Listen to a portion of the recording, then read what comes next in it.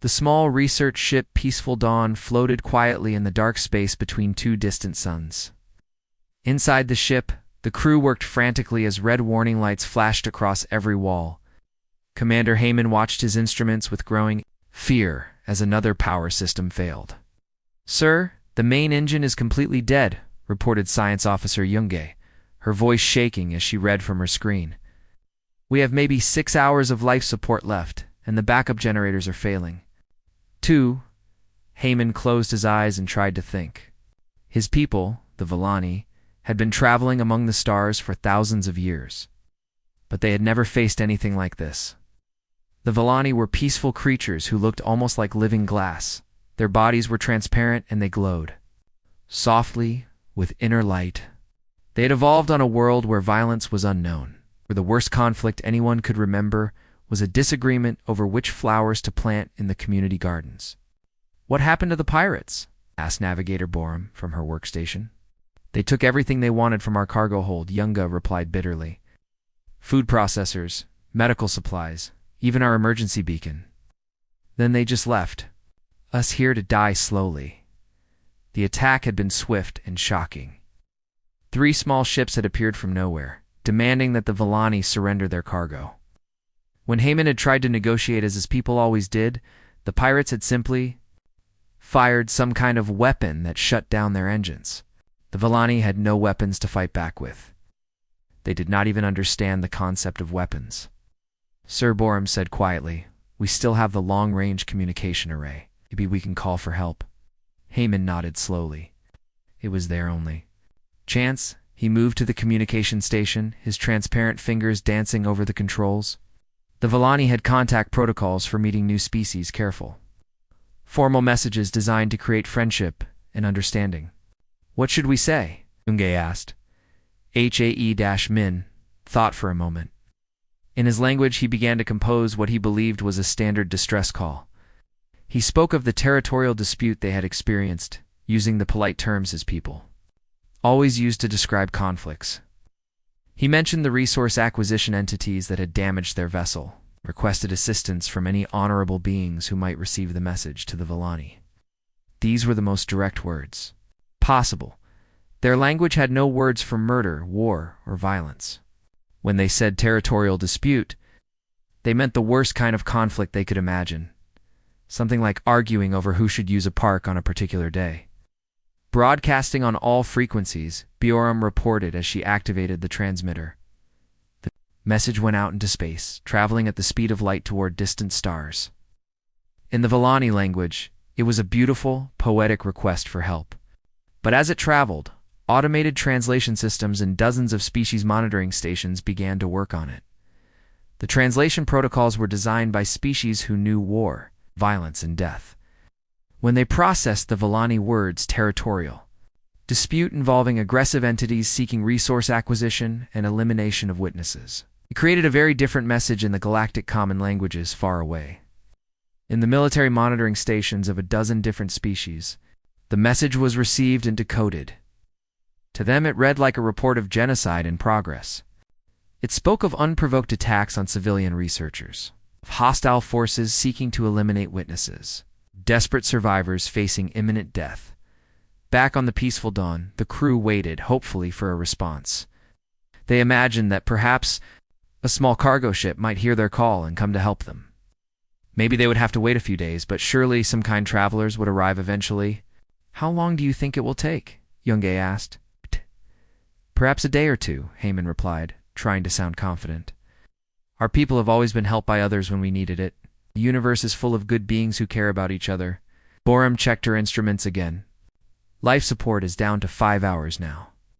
The recycling systems are failing." Heyman felt a cold fear growing in his chest, but he tried not to show it. The Villani had no experience with desperation or panic. Even now, facing death, they remained calm and polite with each other. "We should prepare a second message," he decided, in case the first one was not received clearly. As he began to work on another transmission, none of them realized what their first message had already set in motion.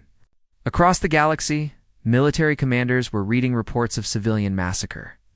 Emergency protocols were being activated. War fleets were changing course, The Villani had asked for help in the only way they knew how, but the help that was coming would be unlike anything their peaceful species had ever imagined. In trying to save themselves from 3 small pirates, they had accidentally summoned the most dangerous military force in their part of the galaxy. The peaceful Dawn continued to drift in the darkness, its crew working desperately to stay alive. Just a little longer, completely unaware that they were about to witness the true meaning of overwhelming force. Captain Lee Tae-ho was finishing his morning coffee in the command center of the Earth's defense. Ship thunderstrike when the emergency alarm began to sound. The sharp, piercing noise made everyone on the bridge look up from their workstations. With concern, "Captain, we're receiving a priority distress signal," called out Communications Officer Park Soo-jin from her position. "It's coming from the outer rim, about 6 light years from here." Tae-ho set down his cup and walked over to look at her screen. "What kind of signal?" Soo-jin frowned as she read the translated message. "Sir, this is bad, really bad. It's from an unknown alien species, and they're reporting what looks like a war crime in progress." The captain felt his stomach tighten.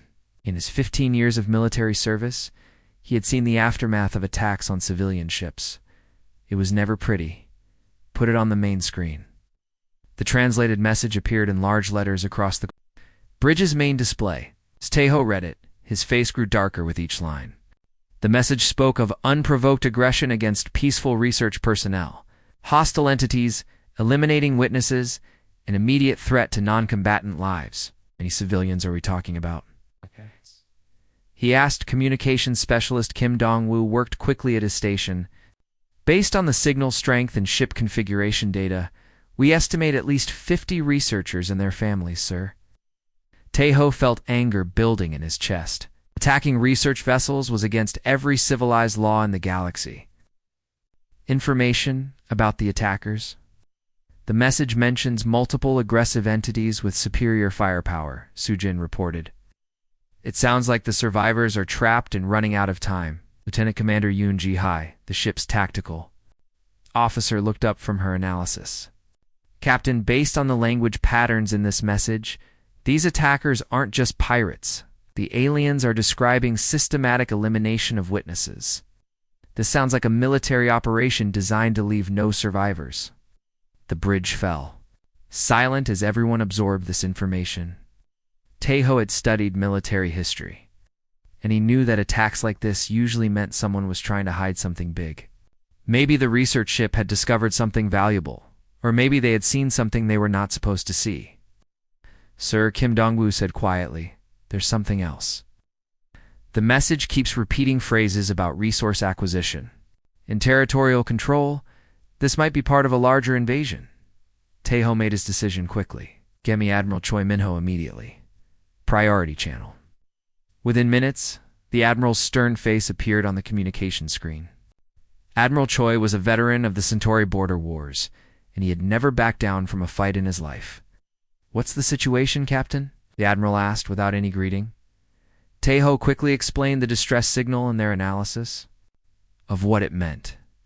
As he spoke, he could see the Admiral's expression growing colder and more determined.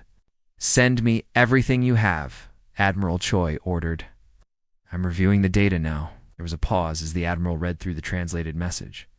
"Captain, this looks like a massacre in progress. How long would it take you to reach there?" "Position?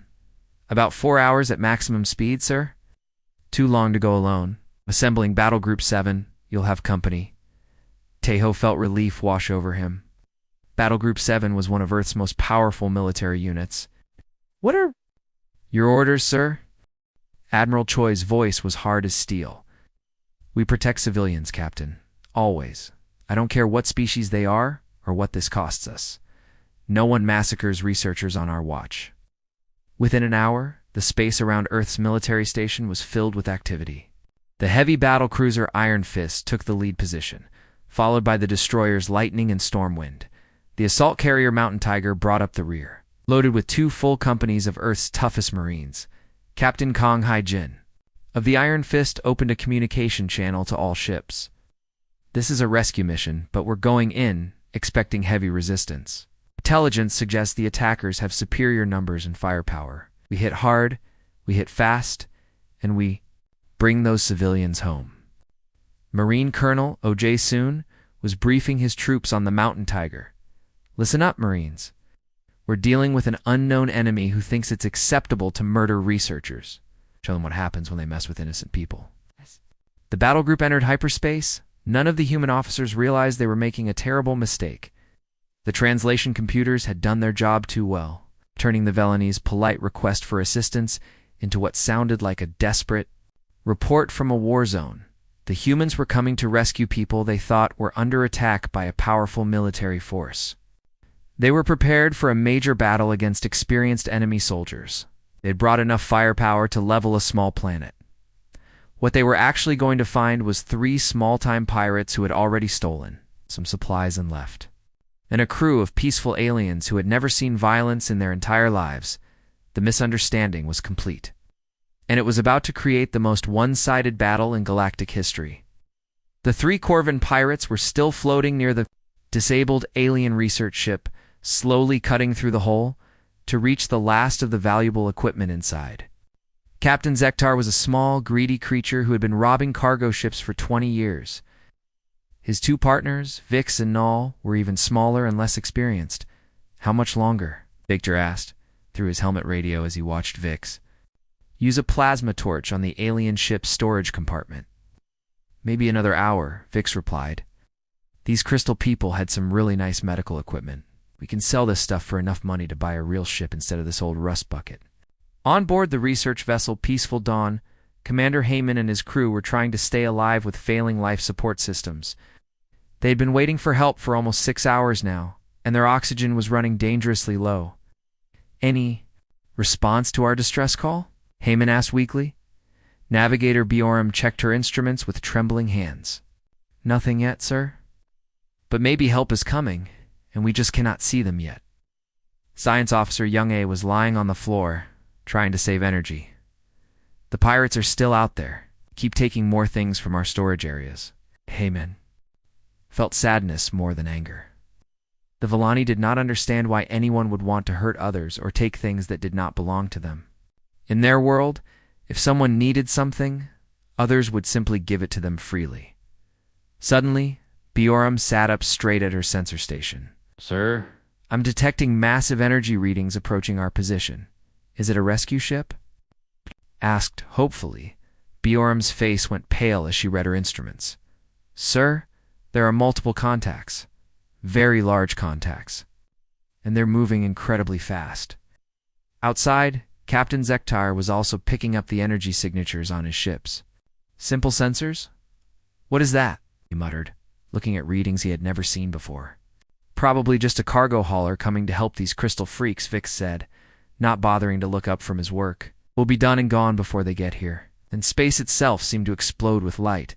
The first ship to exit hyperspace was enormous, 10 times larger than anything the pirates had ever seen. The Iron Fist materialized with its weapons already charged and shields at full power. Before the pirates could even react, 3 more massive warships appeared in perfect formation around them. By the void, Zektar whispered as he stared at the human battle fleet. Each ship bristled with weapon systems he could not even identify. The smallest human destroyer was larger than the biggest pirate ship he had ever heard of. On the bridge of the Iron Fist, Captain Kang Haijin was scanning the area for threats. Tactical.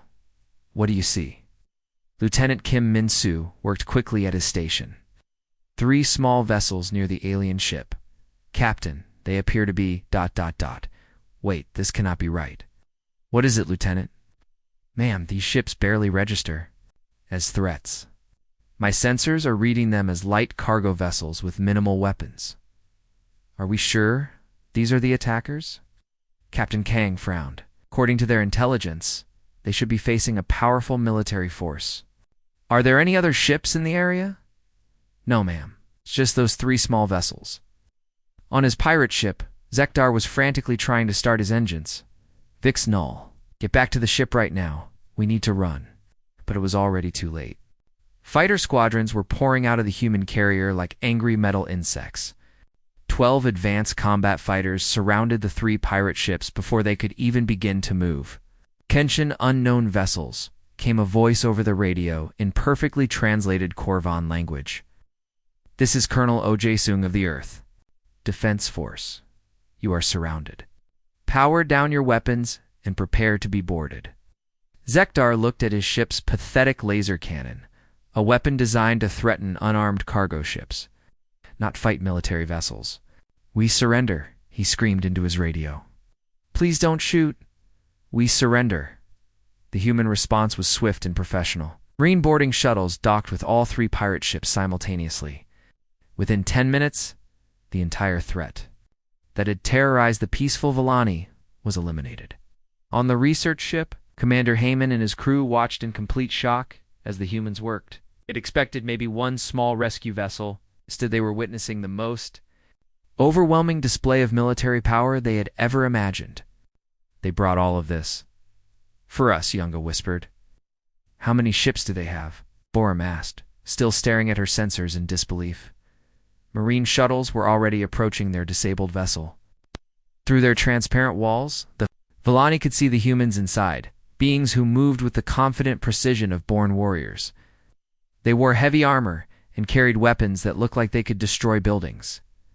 Colonel O's voice came over their communication system, speaking in carefully translated Villani.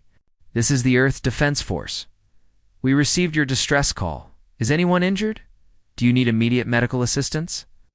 Heyman tried to answer, but he could barely speak. The scale of the human response was beyond anything his peaceful people could understand. These beings had brought enough firepower to conquer a small planet, all because they thought someone was in danger. The rescue was over before it had really begun. But for both species, everything was about to change forever. Dr. Song Hai-1 floated carefully through the crystal corridors of the alien research ship, trying not to bump into the delicate walls. Everything on the vessel seemed to be made of some kind of living glass that glowed softly with inner light. As the fleet's lead scientist, she had been chosen to make first contact with these mysterious beings. The alien who met her was unlike anything she had ever seen. Commander Heyman was completely transparent, like a person made of clear water. His body gave off a gentle blue glow, and when he moved, it was like watching light dance through crystal. Welcome aboard our vessel, Hameen said through the translation device. His voice was soft and musical. We are so grateful for your assistance. Though we must admit, we are somewhat confused by the size of your response. Dr. Song looked around at the peaceful ship. There were no weapons anywhere, no armor, no security systems. Even the doors were made of thin crystal that could probably be broken by a child. Commander, can I ask you something? Have your people ever been in a war? Heyman tilted his head, a gesture that looked strange on his transparent features. War? I am not familiar with this word. Could you explain what it means? Dr. Song felt her heart skip a beat. War is when groups of people fight each other. With weapons, people get hurt and die. The alien's glow dimmed with what seemed like sadness. You mean like what the pirates did to us? Taking our things and damaging our ship? Well, yes, but much bigger. Sometimes millions of people fighting. Heyman stared at her for a long moment. Millions of beings fighting each other on purpose. Why would anyone do such a thing? For resources, territory, power, revenge, ... Dr. Song realized how terrible it sounded when she tried to explain it. What do your people do when you disagree about something? We talk, Heyman said simply. We share ideas until we find a solution that makes everyone happy. Sometimes it takes a few days, but we always find a way. Meanwhile, on the human flagship, Marine Sergeant Bae Minho was giving his own report to Colonel Ojaesung. Sir, these aliens are ... different. I've never seen anything like them. Different how, Sergeant? Sir, they don't understand weapons. When I showed one of them my rifle, he asked if it was some kind of tool for construction work. And when I explained what it does, he looked like he was going to be sick. Colonel O frowned. Are they pretending not to know? Maybe it's some kind of trick? No, sir, I don't think so. I've been around liars my whole career. These beings are genuinely confused by the concept of violence. One of them asked me why humans would make objects designed to hurt other people. Back on the alien ship, Dr. Song was learning more about Villani society. So you've never had crime? Never had anyone steal or hurt others? Of course not, Heyman replied, seeming puzzled by the question. If someone needs something, we give it to them. If someone is unhappy, we help them feel better. Why would anyone want to cause pain? But what about the pirates who attacked you? They were not our people, Heyman explained. They were Korvans. We'd never met their species before. Oh, we thought. Perhaps they needed our medical supplies for some emergency, so we tried to help them. But they seemed very angry and used some kind of device to stop our engines. Dr. Song realized with growing amazement that these beings had never even conceived of the idea that someone might attack them. Commander, where you come from, they're dangerous animals? Predators that hunt other creatures? Predators. Heyman looked even more confused. Animals that hurt other animals? No. On our world, all creatures help each other. The small ones eat light and minerals. The large ones eat the waste from the small ones. Everyone has what they need. On the human ships, the cultural shock was working both ways. Communications Officer Park Soo-jin was trying to explain human history to Navigator Bioram through the translation system.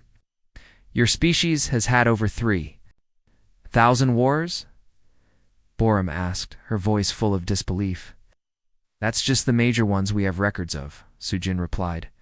There have probably been many more smaller conflicts, but why? How do you survive with so much violence? Soo-jin thought about how to explain it. We come from a dangerous world. Everything on Earth is trying to survive by competing with everything else. We had to learn to fight or we would have died out millions of years ago. Your entire planet is violent. Well, yes. We have storms that can destroy cities, earthquakes that split the ground open, predators with teeth and claws. Even our plants can be poisonous. We had to become strong to survive. Bioram was quiet for a long moment. That sounds terrible. How do you find happiness in such a place? We make our own happiness, Soo-jin said. We protect each other. We build safe places. We create beautiful things. The danger makes the peaceful moments more precious. Dr. Song finished her tour of the alien ship and returned to report to Captain Kong Hee-jin. Captain, we've made contact with a truly peaceful species. They have no weapons, no military, no concept of violence at all. How is that possible? The captain asked. They evolved on a paradise world with unlimited resources and no predators. They solve scarcity through technology instead of competition. They're everything we might have become if Earth had been a gentler place. But their conversation was interrupted by an urgent alert from the sensor station. Something much more dangerous than pirates was approaching their position. These peaceful beings would need humanity's protection more than ever. Lieutenant Yu Xianwu was monitoring the long-range sensors when his screen suddenly filled with red warning signals. The young officer stared at the readings for a moment, then quickly called his captain. Captain Kang? We have a problem. Big problem. Captain Kong Hai-jin hurried over to look at the sensor display. What she saw made her blood run cold. Many ships? Over 200 contacts, ma'am? They're coming out of hyperspace about 1 hour away from our position. You checked his readings again? Captain, these aren't pirates. This is a full military fleet. The tactical officer, Lieutenant Kim Min-soo, was already analyzing the new arrivals. Ma'am, I'm reading Hikari Empire signatures. This is a conquest fleet. Everyone on the bridge fell silent. The Hikari Empire was known throughout the galaxy as a ruthless military power that enslaved useful species and destroyed the rest. They had conquered dozens of peaceful worlds, and their fleets were massive and well-armed. Get me Admiral Choi? Immediately, Captain Kong ordered. On the research ship Peaceful Dawn, Commander Heyman was learning about the approaching threat from Dr. Song Hai-wan. The alien's transparent face showed pure terror as she explained what the Hikari Empire did to species like his. They will take our people as slaves, Heyman asked, his voice shaking. The ones they find useful, Dr. Song replied sadly. Hikari use advanced species as workers in their factories and mines. The rest? The rest? Dr. Song could not bring herself to say it directly. Hikari do not leave witnesses to their conquests. Heyman's crystalline form seemed to dim with despair. Our people have no weapons. We have no armies. Do not. even know how to fight. That's why we're here, Dr. Song said firmly. We won't let them hurt you. On the flagship Iron Fist, Admiral Choi Minho was studying the tactical situation. His small battle group was heavily outnumbered. The smart military decision would be to retreat and call for reinforcements. Admiral Captain Kang said over the communication link, "We could withdraw and return with a larger fleet in a few days." Admiral Choi looked at the data showing the peaceful alien ship. He thought about the transparent beings who had never known violence, who would be completely helpless against the HFY war machine. "Negative, Captain. We stay and fight." "Sir, the odds are not good. They outnumber us 20 to 1. "The odds don't matter," the Admiral replied. "These people called for help, and we answered. We don't abandon civilians, no matter what it costs." Us, Colonel O.J. Soon, was preparing his Marines for what would probably be their last battle. "Listen up, Marines. We're facing impossible odds today. But we're not fighting for territory or resources. We're fighting to protect people who can't protect themselves." Sergeant Bae Minho raised his hand. "Sir, what if we lose?" "Then we lose." "Fighting for something that matters," the colonel replied. "These crystal people represent everything good in the universe. Peace, kindness, cooperation. If we let the HFY destroy them, we're letting darkness win." The HFY fleet emerged from hyperspace in perfect formation. Admiral Vikthan, a scarred veteran of 50 conquests, expected to find a defenseless research vessel and maybe one small rescue ship. Instead, his sensors detected 4 human warships in defensive positions. Humans. Vikthan studied his display with interest. He had heard stories about this young species from the small blue planet. They're brave. I'll give them that. Stupid, but brave. His communications officer looked up from his station. "Admiral, the humans are transmitting on all frequencies. They're warning us to leave the area." Vikthan laughed, a harsh sound that echoed through his command center. 4 ships against 200. "Tell the humans they have one chance to surrender. If they leave now, we'll let them live." Captain Kong received the HFY message and transmitted her response immediately. "This is Captain Kong Haijin of the Earth Defense Force. The beings you seek to harm are under our protection. Turn around and leave this system, or we will stop you." The HFY admiral's laughter grew louder.